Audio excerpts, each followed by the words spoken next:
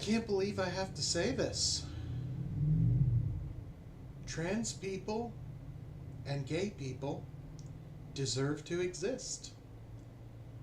And people born in this country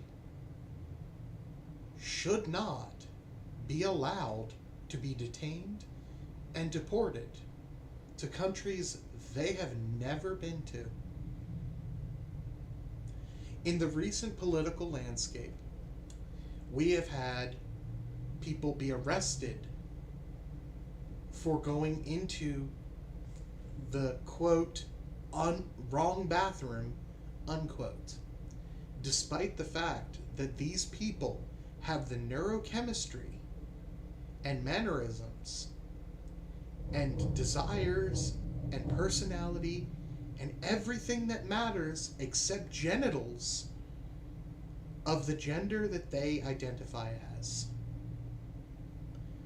Just because you don't like the fact that there are people born into this world who factually do not have the perfect man or perfect woman characteristics does not mean that these people don't deserve to exist, be respected, and be allowed the exact same freedoms as everybody else, the people you call normal. Sex is a biological concept. It is the ability to reproduce. Gender is the roles, the identity, the norms a person is expected to show. They do not ever have to match, and they are not the same topic. I am, as you might assume, a male. I do have the male anatomy. I also identify as a male in most respects of my life. However, when required, I'll pick up a sewing needle. When required, I'll cook a meal or clean. They may seem like womanly duties to some bigots who think that women are homemakers and breeders. And I say you are wrong, because single men exist and they have to maintain their living space and feed themselves. Suffice to say, it doesn't really matter what you think. Are you in the bedroom of the trans or gay person? No? Then why do you care what's in their pants? You're not looking at what's in their pants, so why do you get to say what's in their pants? And there is statistics that specifically show the vast majority of all sexual assaults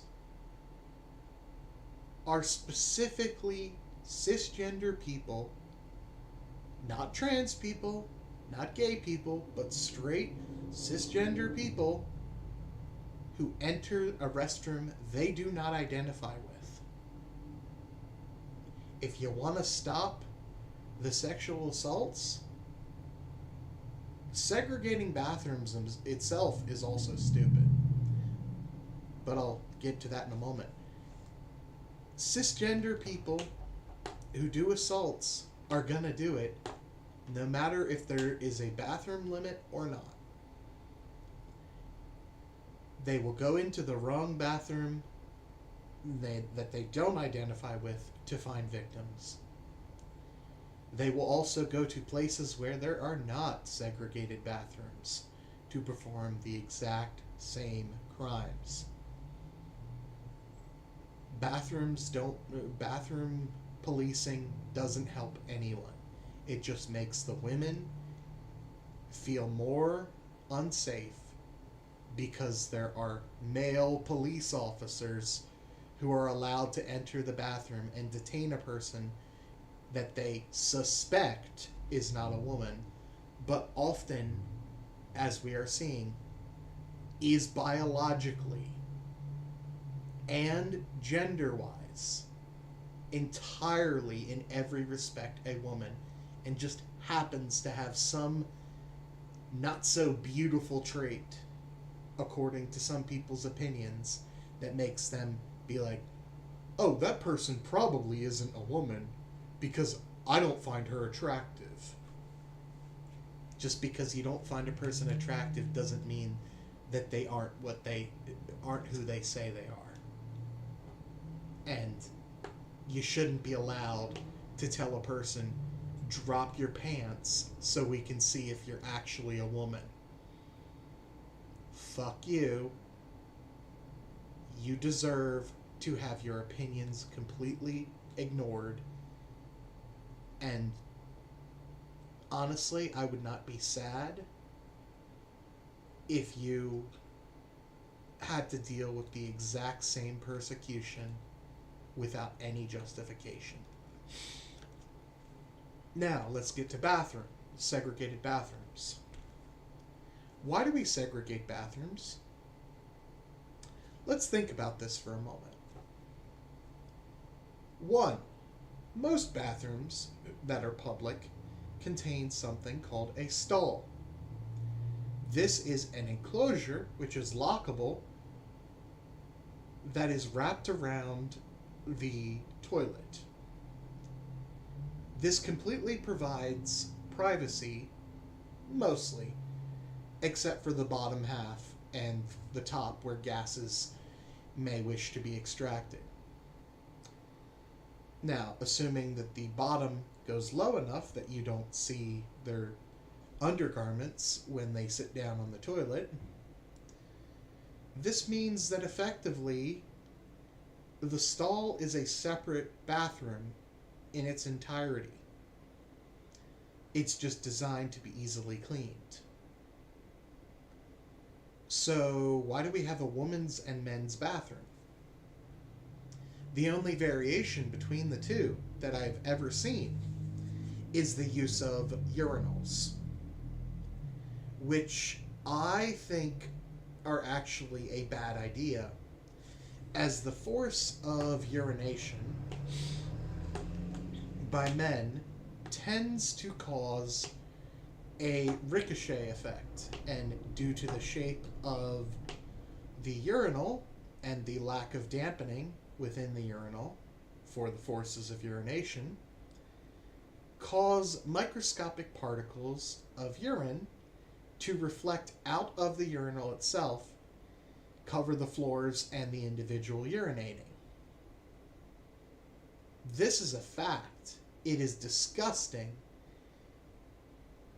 and it provides no real benefit to urination, because a puddle of water will, in the bottom of a toilet, say, will deaden the same effect, and it takes the same amount of relative space to have a urinal minus the wall to the floor space than it does to have a toilet without a seat.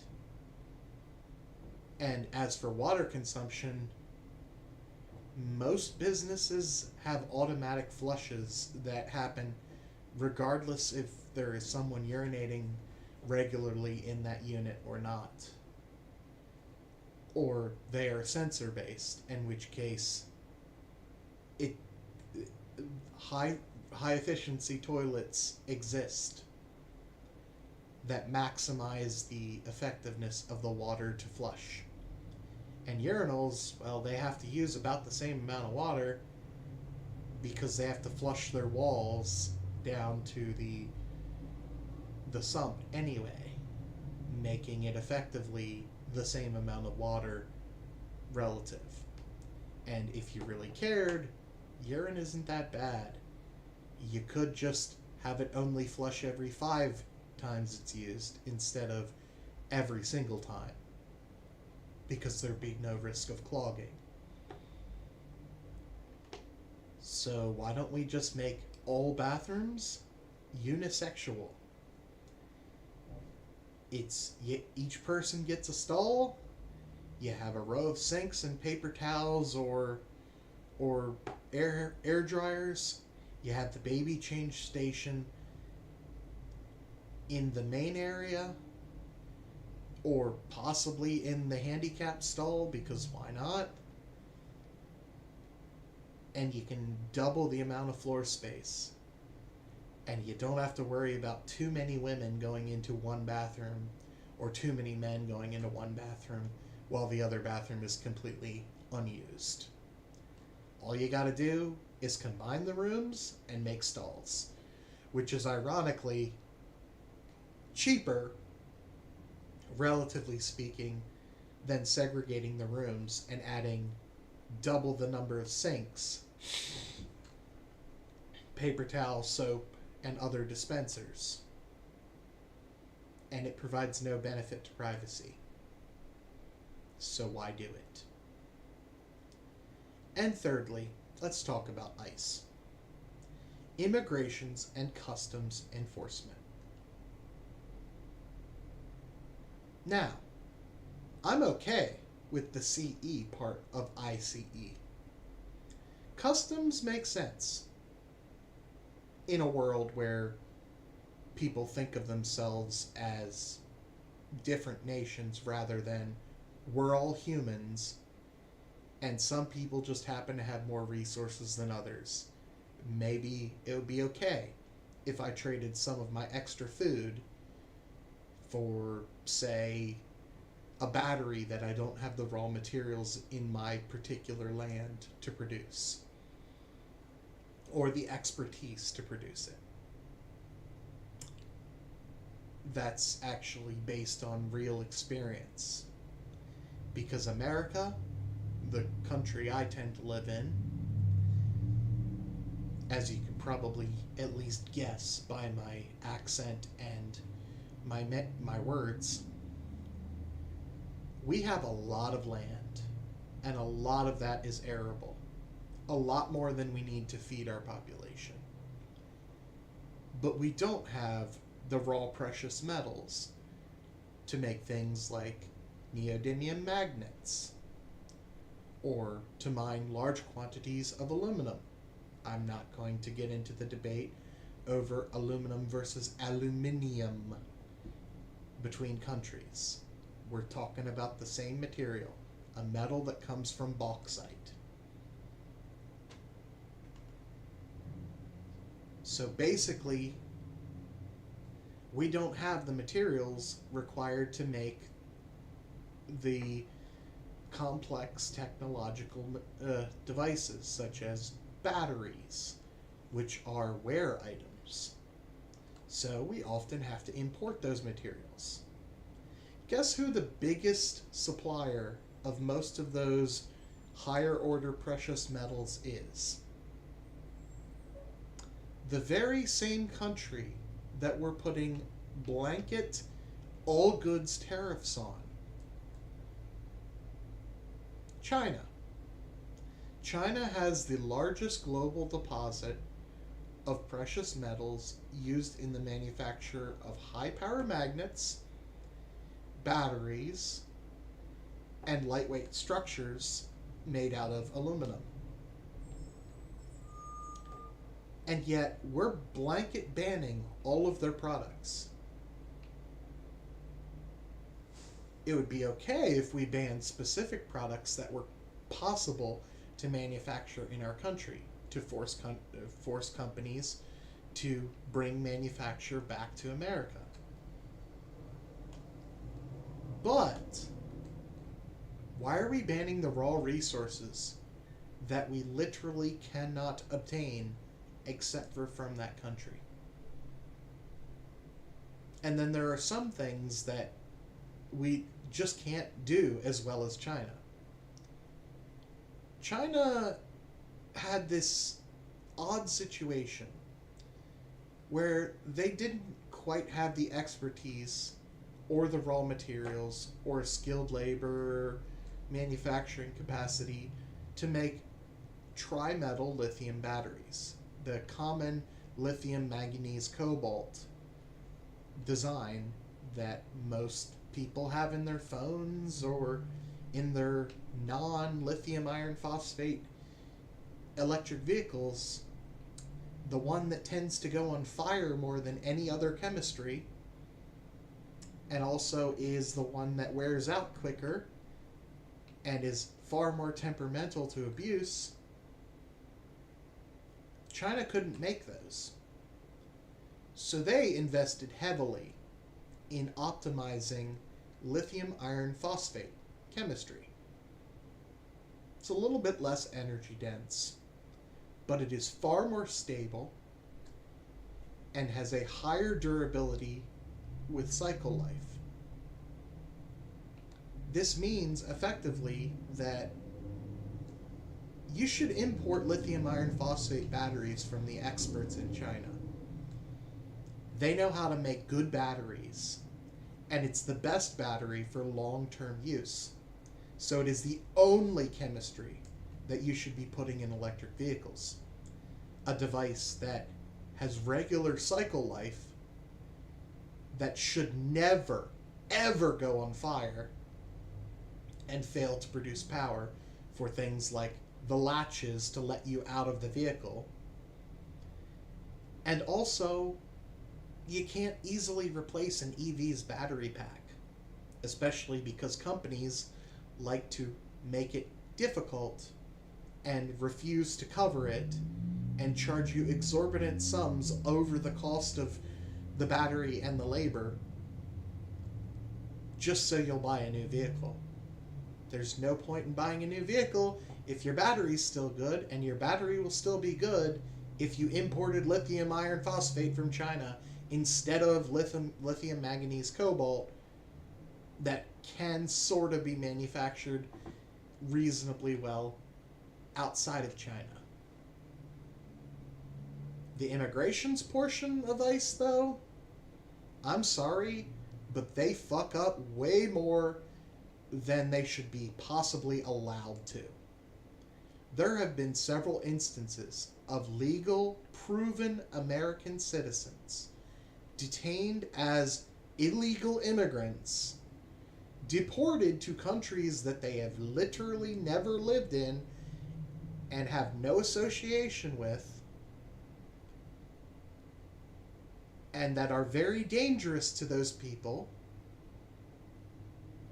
And yet ICE, they're not fined, they're not forced to be reviewed to make sure they're doing their job properly. They just get away with it. They fucked up, and they don't get blamed for it when it is entirely their mistake. I'm sorry, but if you are an ICE operative, or not operative, what would they call you? Agent? If you work in immigrations and customs enforcement, quit your job. The particular branch of the government that is ICE, immigrations and customs enforcement, it needs to be dissolved. We need to separate this out. Customs needs to be separate from immigration, and immigration needs to be subject to factual review. If a person can prove that they were born in this country, you need to be charged for government harassment, fined, or at least have a third party investigate your failure to properly verify claims. Let alone, this country is factually made up of immigrants. You know who the original inhabitants of the United States of America were? It wasn't the white English-speaking population that has taken over today. Nope. It's the Native American population. Hence why they're called Native Americans. The vast majority of people who started this country were European, English-speaking white people who came to this country, subjugated the local population, taking over their land, fighting them, and even providing biological warfare in the form of contaminated blankets. This is a real thing that happened in the past. To perform genocide on the local population who did not have resistance to the contaminated blankets and the disease they carried. The current inhabitants of white Christian individuals are the conquerors, the bad guys. That means me, Trump, and anyone who says, I believe in the Christian God. You're the bad guy in this country. That's why a lot of the Native American tribes who still exist in the sort of Midwestern portion of our country, that's why they don't trust the authorities. Because the authorities literally perform genocide on their population. And they never took a moment to understand and respect their culture. And the truth is, Native Americans were never really that violent. They had warfare between tribes. Same thing happens between Christian sects. You ever heard of a thing called the Crusades? Yeah. Every group has bad people. The thing about all this is, though, you know, Einstein and Tesla and Newton, they weren't Americans. But Tesla and Einstein, they were foreigners who came to our country, developed new technologies that benefit our lives. If we had deported them, it would have been another country that would have been great, not us. America was only great when it was a melting pot of all cultures of the world. There was a motto, I think it was something along the lines of, give us your poor, your desperate, your it's something like that. I can't remember the whole thing and I can't ad-lib it. But basically it was, give us the people you don't want. And we will use them and their ideas to make our land great. We've been steadily falling away from great. America will only be great when we go back to our roots. Which ironically means no big corporations, local businesses, inventors from other countries, the poor who have nothing to give but their ideas and their efforts, and we stop demonizing immigrants. And you know what's funny? People who say, we'll deport all the Mexicans taking our welfare. But guess what? Who does most of the landscaping in America? Not Americans. Nope. You know who does most of the landscaping and other similarly dirty and hard work? Guess what? It's the people from the Central American countries.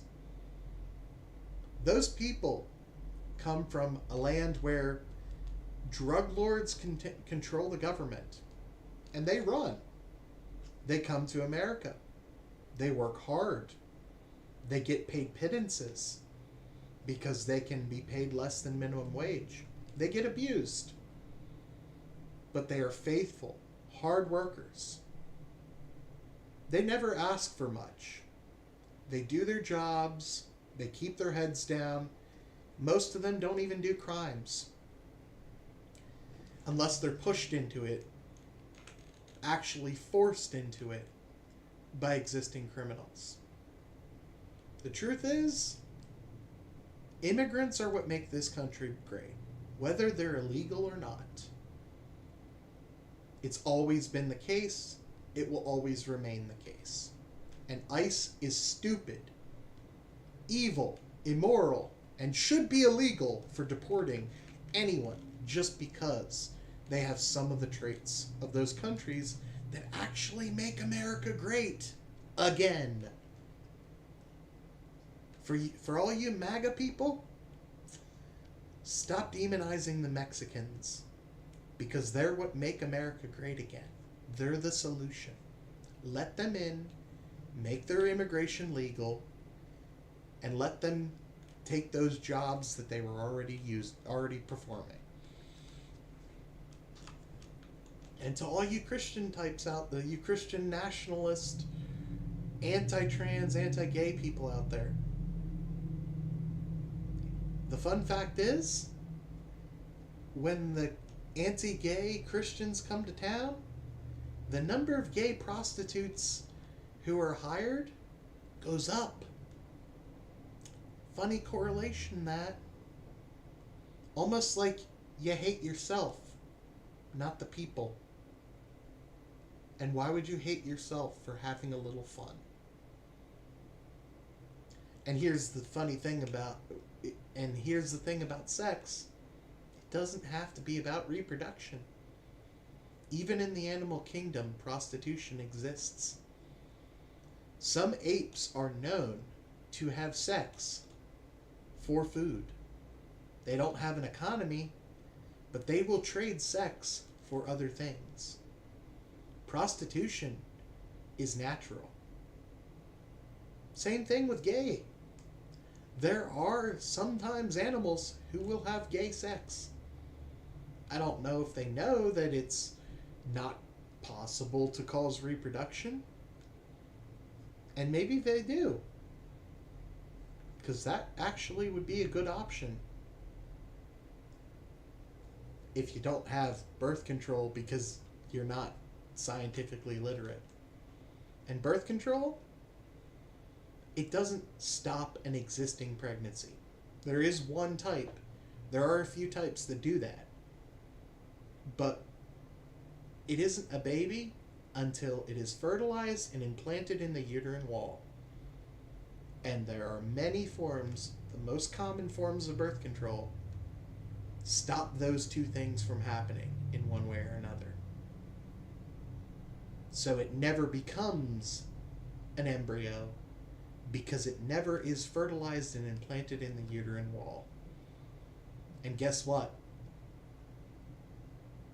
Naturally, that can be undone. It's called a miscarriage. Not an abortion.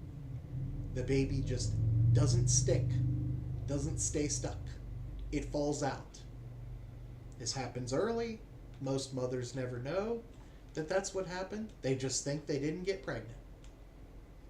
And then there are some times where it is a fact that a woman can go through several months of early pregnancy with no signs. And by the time they notice, they didn't know that they were pregnant the entire time. And it's already too late to terminate the pregnancy, because at about the 6th month, not ever before, a baby cannot feel pain. It is not possible because the brain simply doesn't see the signal. The receptors that trigger the pain response exist, but it has no effect because they can't feel it because there's no routing in the brain yet. So early term abortions, they're not torture. They are literally just a clump of cells that is ejected from the body. It's even less evil than having a tapeworm removed. And I think we can all agree that the tapeworm does not have the right to your body. So why are we treating babies that have not even reached the point where they can even feel pain as more than a tapeworm? The tapeworm can feel pain, yet we remove it. The baby can't, at least until at least 6 months. So guess what? Every single argument against gay people, against trans people, and against immigrants refuted just like that. And to be honest, I shouldn't have to provide you with the facts.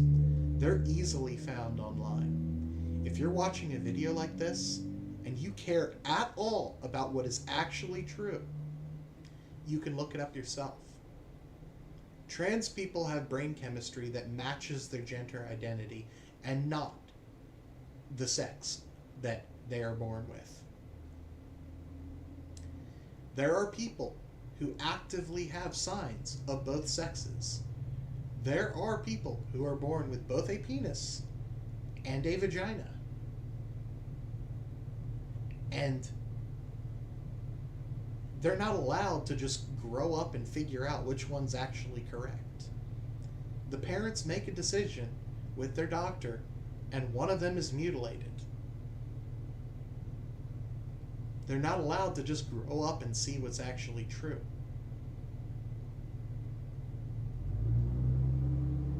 You want to talk about mutilating children? It's not the pro-trans crowd that mutilates children. It's the anti-trans crowd. You want to talk about gay people doing icky things?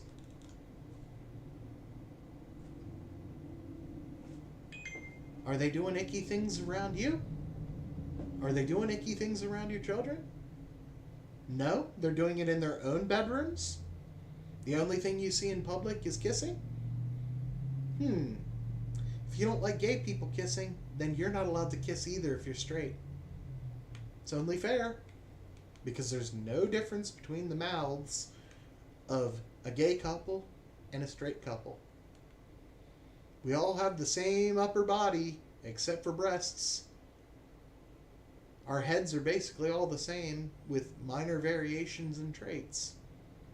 So if you want to ban gay kissing, then you gotta ban all kissing in public. You shouldn't be allowed to see to demand to know what's under my pants, and you shouldn't be allowed to regulate what is done in public so long as the clothes stay on. And in private, you should have absolutely no say unless one of the parties accuses the other party of rape. In which case, then you got a problem. But if it's two consenting adults in a private situation, if you are seeing what's going on, then you are either invited to watch or you're spying on them. And then you're in the wrong. Gay people, trans people, and immigrants deserve the lives that they have. They do not deserve ICE and your bigotry. And if you want evidence for that, you can ask me in the comments and I will link to studies that prove my point. And even that show that the wording of your Holy Scripture actually says something different from what your preacher said it does. And so maybe, just maybe, you should be a little more tolerant and a little less judgmental. Hope this was enlightening and that you've had a nice day.